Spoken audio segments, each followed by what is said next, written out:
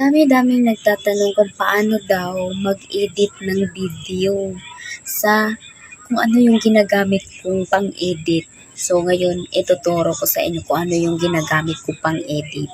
So, gumagamit ako ng CapCut. Kailangan nyo mag-download ng CapCut dyan sa cellphone nyo, sa Play Store pala. Kailangan nyo mag-download dyan ng CapCut para yun yung magamit ninyo. Kaya, umpisa na natin yung tutorial. Ngayon lang to ha, hindi na ako ulit mag-tutorial, ha? Ngayon lang to, tuturuan ko lang kayo. Siyempre, first ay pupunta tayo sa CapCut. Huwag nyo nang pansinin yung aking picture dyan. CapCut na tayo diretso. Ayan, punta tayo sa CapCut. Tapos, ayun. Hintayin natin dyan. Tapos, i-skip natin yung ads sa taas. Skip ads. Tapos, punta tayo sa new project. Tapos, hanap tayo ng video dito kung ano man yung video na gusto nating i-edit. So, ayan, sa baba. Ayan. Sundan nyo lang yung kiniklik ko yan. Ayan. Yan. Tapos, import natin. Pag dyan na tayo ha.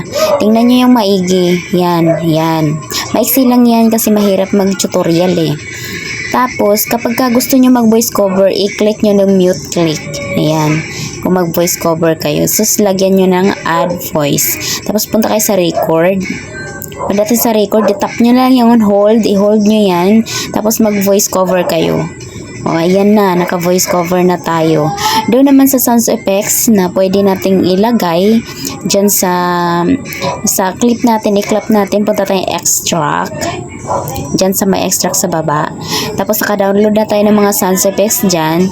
So, kailangan na nating hanapin yun. O, ayan. Gagawa yan ito. O, tawa-tawa. So, i-add natin yan dyan. Tapos, i-drag na lang natin yan kung saan siya tumatawa doon. Okay? Tapos, yan dyan. I-adjust na lang natin yan kung paano siya dyan na, o ayan, sa video nyo, papatak. So, ayun na. Ayan na yun. So, mas maganda kapag voice cover yung ginagamit niyo para medyo tahimik. So, export na natin. Tapos, titingnan natin kung nasisave yun sa ating mga gallery. So, ayan. Tingnan natin yan sa gallery natin kung nasisave yan. Or, tama ba ang ating ginawa. Ayan. Nasisave na siya. So, walang kabayad-bayad. Free yan lahat. Okay? O, alam nyo na kung paano mag-edit. Wala na maraming tanong ha. Sapakin ko na kayo lahat.